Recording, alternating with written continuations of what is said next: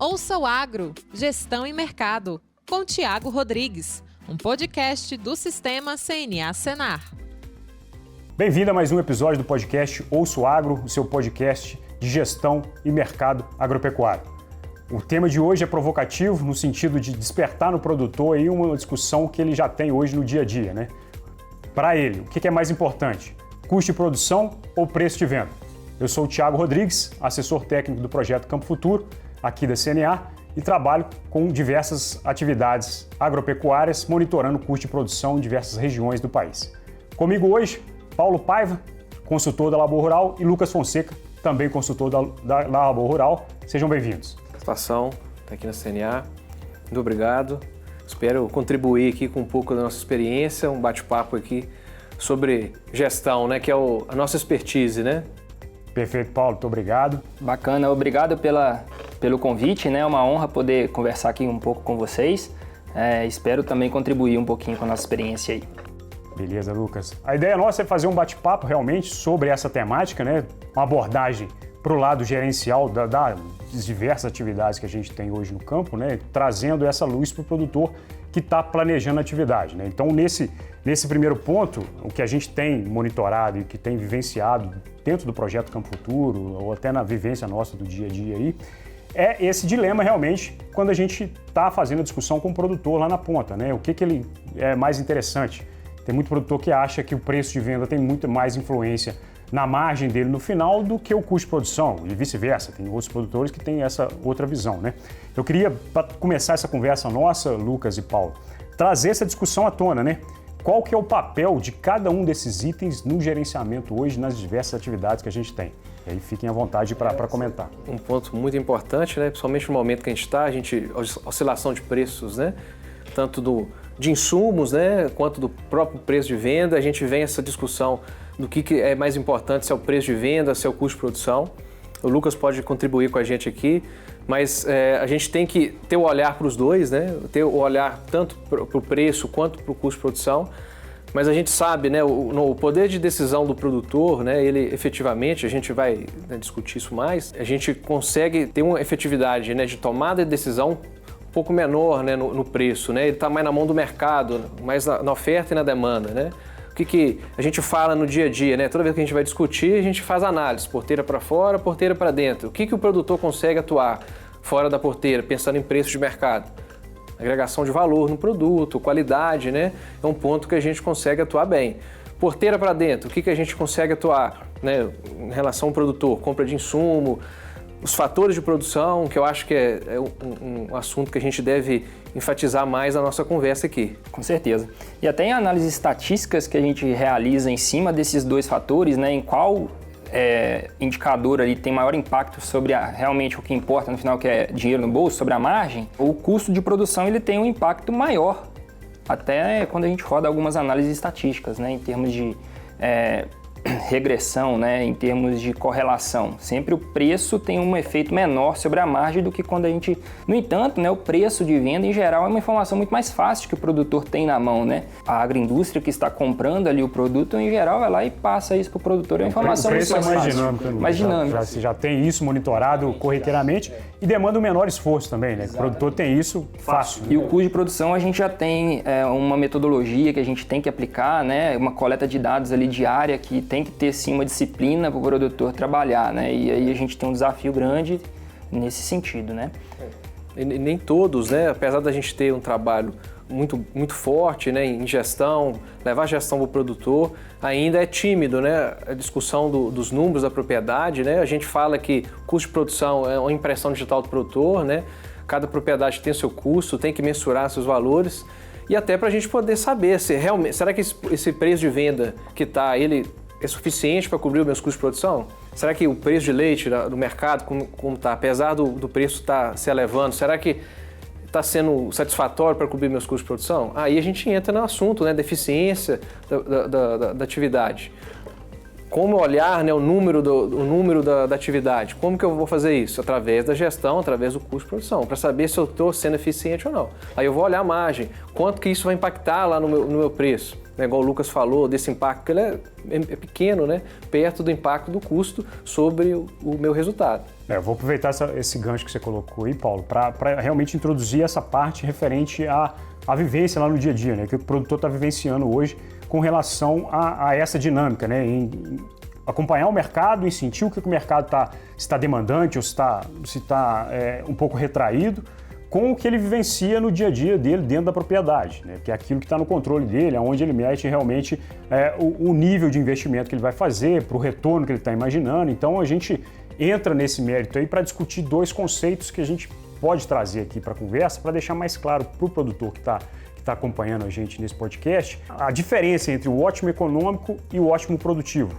que muitas das vezes, no dia a dia, o produtor acaba não se atentando a isso, mas isso é algo que já está incorporado à rotina dele de trabalho e isso acaba direcionando muito das tomadas de decisão, né? Como é que você vê isso, Lucas? O ótimo econômico, em geral, é o que a gente gostaria de sempre estar trabalhando dentro das propriedades, né? Mas na prática, às vezes é difícil da gente realmente chegar ao ponto desse ótimo econômico. Várias literaturas, né? Vários artigos que a gente acompanha sempre busca chegar a ótimos produtivos de culturas, né, de produtividade animal na pecuária. Então a gente tem sim um desafio grande em tornar voltar um pouquinho, né, do ótimo produtivo para o ótimo econômico, porque muitas vezes quando a gente chega no ótimo produtivo, nós já passamos do momento onde o produtor teria uma melhor rentabilidade, um melhor custo-benefício de determinado insumo, determinado, por exemplo, na fertilização das lavouras ou no arraçoamento dos animais, né, dieta, fechamento de dieta. Isso é uma pauta interessante, porque você pensa no preço que está hoje. Eu vou aumentar a ração da vaca? Será que isso vai compensar? Então eu tenho que sempre fazer esse link, pegar o indicador zootécnico meu, casar esse indicador zootécnico meu com o indicador econômico. Será que compensa eu aumentar a ração para determinado lote, para mim poder aumentar o meu volume de leite, já que o preço é interessante? Será que esse é o caminho? Então a gente tenta... E para a gente conseguir fazer isso, a gente precisa ter o número na mão. O preço de mercado a gente tem. Com certeza. Como é que está o número nosso? Então, por isso a gente precisa ter o número na mão para a gente tomar essa decisão. O custo, né, ele é um guia para a gente. Principalmente em tempos de bonança, a gente consegue trabalhar mais flexível, né? Em tempos de mercado mais volátil, igual a gente está vivendo, né? Extrema importância a gente ter o número na mão justamente para isso. E o que a gente tem observado nesses momentos de desafio, né, que cada vez mais a gente tem enfrentado, né, problemas climáticos, enfim, diversos fatores aí que afetam diretamente o resultado, a gente tem migrado nossos sistemas de produção, na grande maioria das atividades, a sistemas menos flexíveis, né, sistemas mais intensivos. E isso a gente acaba perdendo várias ferramentas que a gente poderia ter, né, nessa mão. Que você traz, Lucas, porque a gente está aqui num exemplo muito da vivência da pecuária, por exemplo, da pecuária de leite aqui que a gente caminhou aqui nesses exemplos. Essa flexibilidade do sistema produtivo é algo que a gente realmente sente o impacto no dia a dia do produtor, né? Principalmente quando ele tem aí um sistema travado em termos de racionamento dos animais, enfim. Mas o conceito de ótimo produtivo e econômico, ele cabe para todas as atividades, independente se é agro ou se não é agro até, né? Então, por exemplo, na cultura do milho, se o produtor está aí com adubação nitrogenada na casa dos 100, 150 quilos de N por hectare, e isso está dando uma resposta produtiva XY, se ele fazer um incremento aí, se esse incremento não for compatível com o incremento que ele vai ter em produção, ele está fazendo um investimento só pensando no ótimo produtivo, né? Naquela visão de que eu tenho que tirar 200 sacas por hectare, que essa é a meta, descolando um pouco daquilo que a gente tem por trás, né? Que é peraí, isso aí vai trazer retorno? Isso vai fazer, voltando àquele ponto que você colocou, Lucas, vai trazer margem para o produtor, vai sobrar dinheiro no bolso. A relação custo-benefício é muito importante, né? Isso, exatamente. Né? E à medida que o sistema vai intensificando, né, o nível de gestão ele é mais exigente para o produtor, né? Ele fica menos flexível, né?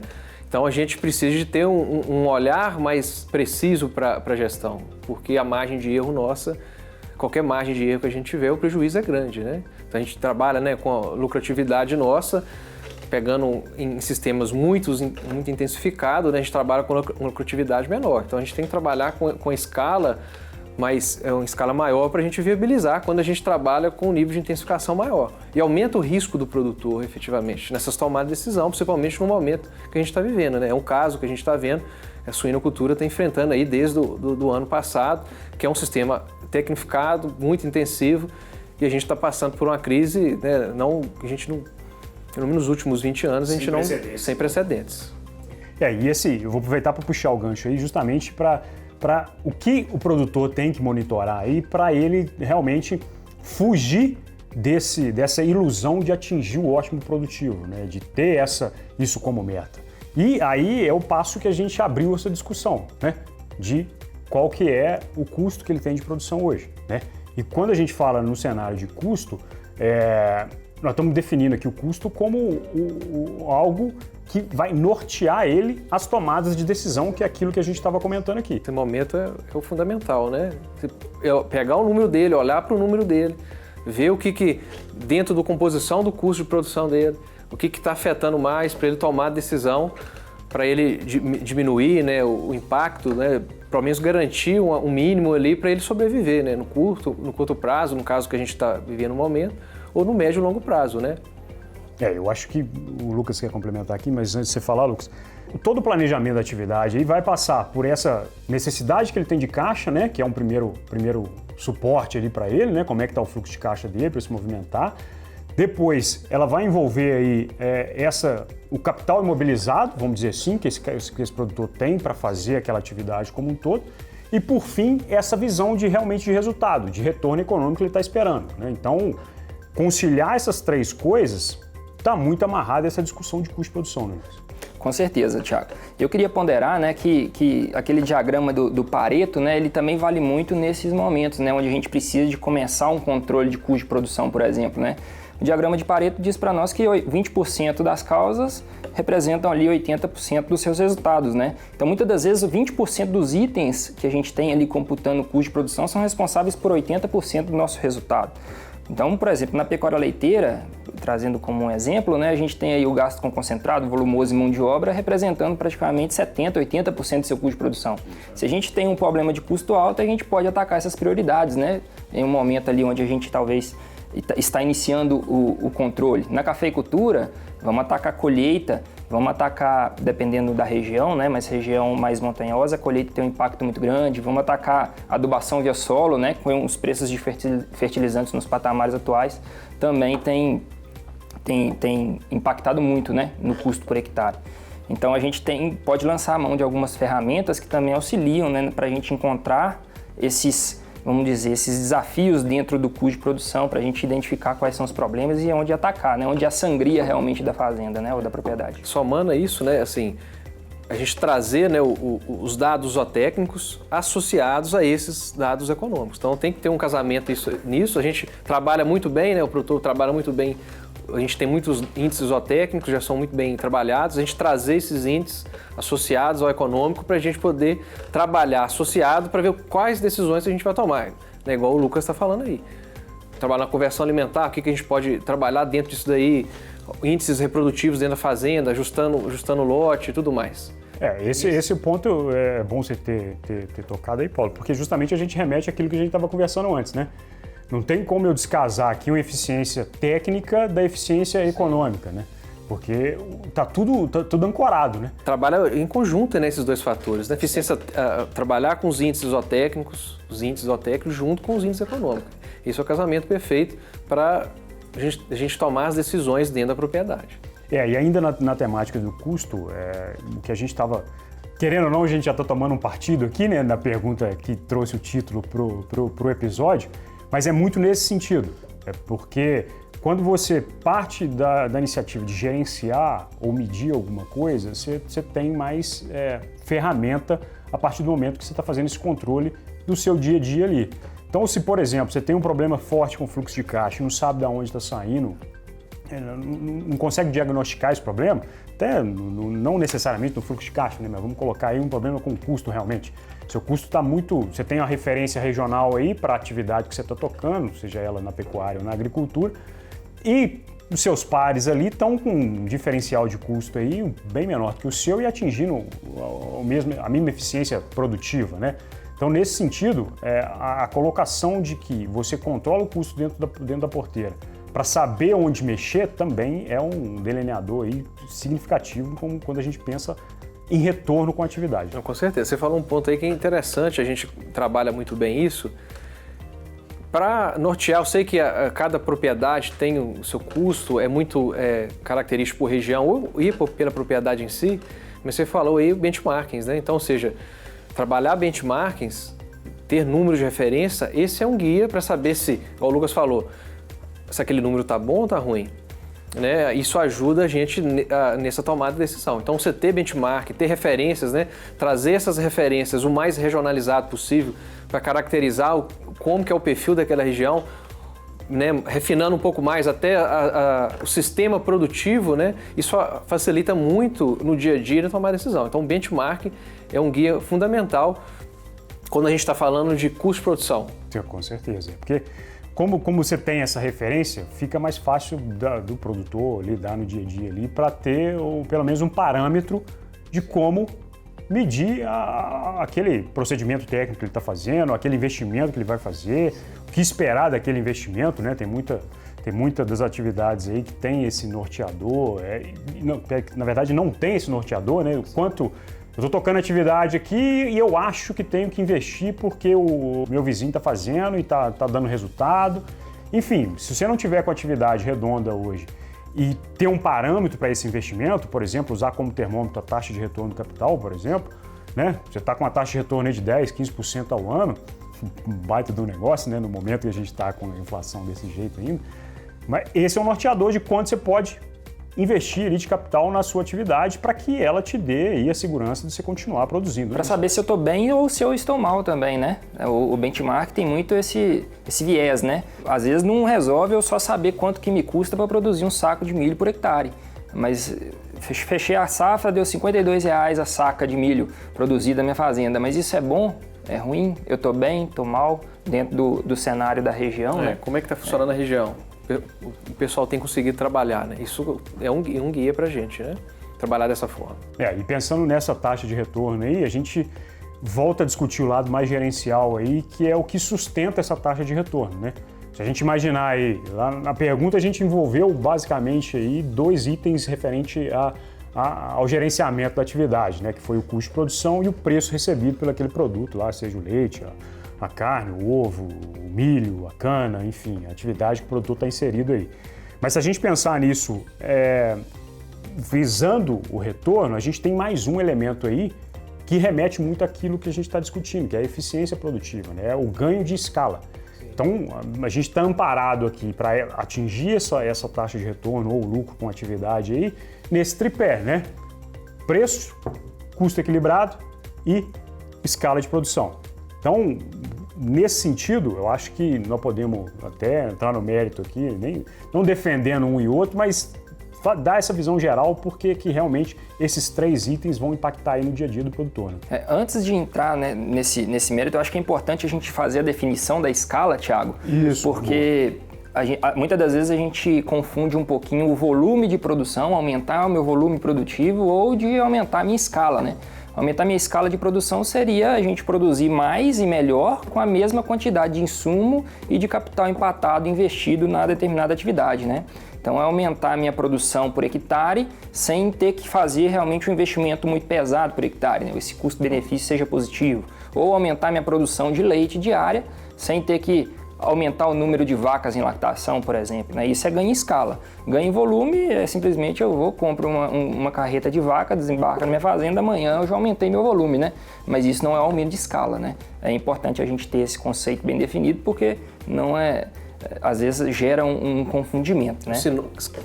Escala é sinônimo de crescimento com eficiência, né? É você otimizar os fatores de produção seu para você poder melhorar os seus resultados. E esse ponto é fundamental, né? Porque se a gente traz aí pro popular da coisa, né? Vale tudo para ter escala. Exatamente. Mas para ter volume... Vamos com calma. Temos que pesar justamente porque senão foge um pouco da alçada, né? E quando a gente tá falando de escala aí, a gente está pensando, ainda retomando a discussão de custo, em ter produção para diluir esse custo fixo que está por trás aí, que muitas das vezes não é monitorado pelo produtor, né? Então isso também é um ponto fundamental, né, não, Lucas? Com certeza, Thiago. Os custos fixos hoje vão representar aí 25% do custo total da atividade, dependendo da atividade que a gente está conduzindo, se é pecuária, se é agricultura, né? Então ele tem um peso bem considerável, né? E para a gente diluir, muitas das vezes a gente realmente tem que aumentar a minha produção, né? Às vezes é um passo para trás se a gente tiver que vender um trator, por exemplo, para resolver o problema de custo fixo, né? Porque um trator hoje gera depreciação, gera um custo de oportunidade para a fazenda. Não é esse o caminho que a gente quer seguir. A gente tem que aumentar a nossa produção com os mesmos itens para a gente conseguir chegar no valor. Lembrando isso que você colocou aí, essa tomada de decisão por desfazer do bem, vamos colocar assim, ela é um último caso, né? O extremismo da coisa. Porque no imediatismo ali, se tem problema de fluxo de caixa, ela pode realmente te dar um fôlego ali para você tocar a atividade. Mas pensando que o seu sistema produtivo é dependente daquele item, seja ele aí benfeitoria, máquina, rebanho, né? Rebanho, por exemplo. Se você toma a decisão de abrir mão de qualquer um desses itens, você está afetando a sua atividade num prazo maior, né? Não, com certeza. E pegando o gancho nesse assunto, né, quando a gente pega em termos de investimento, os investimentos já eram altos, né, na atividade agropecuária, se tornaram mais altos ainda, né? Então, trabalhar esses números é fundamental. Ter os custos em mão é fundamental para a gente até avaliar a viabilidade do crescimento ou da ampliação dos sistemas produtivos, né? Com essas altas de todos os bens que a gente usa, né? Quando a gente, pegando em números, né? Quando a gente pega em termos de produção, praticamente metade do imobilizado é terra, né? Se for em rebanho, a gente soma mais 30% em termos aí só de rebanho. Se a gente for partir para as atividades mais intensivas, igual suinocultura, né? Isso é até um ponto muito importante, né, a ser falado, né? Quando a gente pega atividade verticalizada, os custos com depreciação, eles representam 50% do custo produtor e a gente não consegue enxergar isso. É uma pauta muito importante que tem que ser trazida, porque são custos invisíveis e que impactam diretamente no bolso do produtor, principalmente do produtor integrado, né? Nós estamos falando aí de mais de 50% do custo dele com depreciação, itens que a gente não consegue enxergar, né? O produtor enxerga o que a gente está pagando. A gente não enxerga esses custos com depreciação porque ele não sente no bolso no curto prazo. A gente enxerga no longo prazo. E isso é importante frisar porque realmente são itens de custo que devem ser mensurados. Porque todo o planejamento que o produtor está fazendo, seja ele no imediatismo da coisa ali para realmente dar uma guinada na atividade na hora que precisa, ou seja, para que a atividade se perpetue, né, continue a produzir e trazer retorno para ele, vai passar por esse entendimento de que o sistema dele tá mais, vamos dizer assim, é mais do que o curto prazo, ou só aquele desembolso que ele está fazendo ciclo a ciclo, né, ou ano a ano. Sim. Então, essa é uma vertente também que para o produtor que não considera isso, só coloca no modelo de discussão dele de custo de produção, as despesas referentes ao desembolso que ele propriamente tem, para que ele ligue esse sinal de alerta, né? Porque quando a gente está falando em uma atividade que quer sobreviver no médio e longo prazo, aí, essas despesas vão ter que, de alguma forma, entrar aí nesse controle. Olhando desse lado, trazendo isso para a tomada de decisão produtor, pode falar assim, não, é totalmente inviável investir nisso ou não é o momento, né? Porque a gente não consegue, às vezes, enxergar dessa forma e no imediatismo a gente entra num endividamento que depois é difícil, né? Vira uma bola de neve, né? Então, trazer o custo de produção ajuda muito na análise de planejamento da atividade, né? Ajuda muito na análise de planejamento e tomar a decisão se vai fazer aquele investimento ou não. E muitas das vezes a gente encontra, né, num cenário, a gente que trabalha em uma empresa que presta consultoria nessa área de gestão, Thiago, em um cenário onde o produtor já se endividou para chegar ao ponto de procurar a gestão, né? Então é um cenário muito mais desafiador da gente conseguir reverter esse caso. O ideal já seria, né, já começar um processo de gestão desde o início do projeto, né, desde o início da implantação da atividade, para já começar certo, né? Implementar essa ferramenta de gestão desde o início para você diminuir esse risco, né? Porque depois que você imobilizou o capital já era, né? Você imobilizou em concreto, você imobilizou em estrutura, isso aí, esses itens têm uma liquidez, não existe liquidez. Né? Eu ia pegar esse gancho para falar justamente isso. A perda de liquidez que o produtor tem hoje ao fazer investimentos mal dimensionados, né? Então, tem duas coisas que impactam bastante no dia a dia do produtor ali, que é essa questão da falta de liquidez, a partir do momento que ele está imobilizando o capital aí, que ele não vai ter esse giro rápido, né? E a questão propriamente do desperdício, que é algo que basicamente aí quase que todos os produtores enfrentam isso, né? Um trator de 100 cavalos aí tocaria atividade sem problema, o produtor lança a mão de um motor mais potente aí, consumo mais elevado, então isso acaba puxando muitas das vezes aí esses retornos, essa falta de retorno com a atividade, né? Eu acho que a gente abordou bem o assunto aqui. Quando a conversa é boa, o tempo vai embora, né? Então, a ideia nossa foi trazer essa temática, a importância de entender o lado gerencial da atividade, não só buscando os melhores preços, não só buscando o melhor cenário produtivo, né? Então, casar as coisas, né? Preço, custo, escala de produção, visualizar sempre o que é o ótimo econômico, a diferença do ótimo produtivo, para que na hora que você for tomar a sua decisão lá na frente, você faça isso mais calçado, vamos dizer assim, e tenha real controle daquilo que você está fazendo e alcance os resultados que você imaginou, né?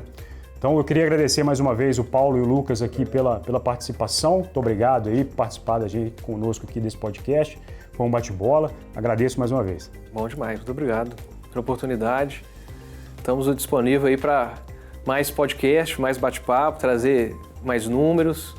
Muito bom, foi muito bom ter participado. Eu queria agradecer também, Thiago, em nome da Labo Rural, né, a oportunidade de estar participando aqui com vocês. Queria deixar um recado também para os nossos amigos produtores, né, que muitas das vezes 10 minutos, uma caneta e um papel, a gente consegue resolver o problema de gestão da fazenda. Então, dedicar aí 10 minutos do dia, eu acho que não é demais para esse assunto que é muito importante, né? Às vezes a gente dedica muito mais tempo com coisas que às vezes têm uma importância menor. Então, agradecer aí pela oportunidade, estamos sempre à disposição lá. Perfeito, Lucas. Obrigado mais uma vez, Lucas, Paulo. Esse foi mais um episódio do podcast Ouça o Agro, Gestão e Mercado. Até o próximo. Um abraço. Ouça o Agro, Gestão e Mercado, com Tiago Rodrigues, um podcast do Sistema CNA Senar.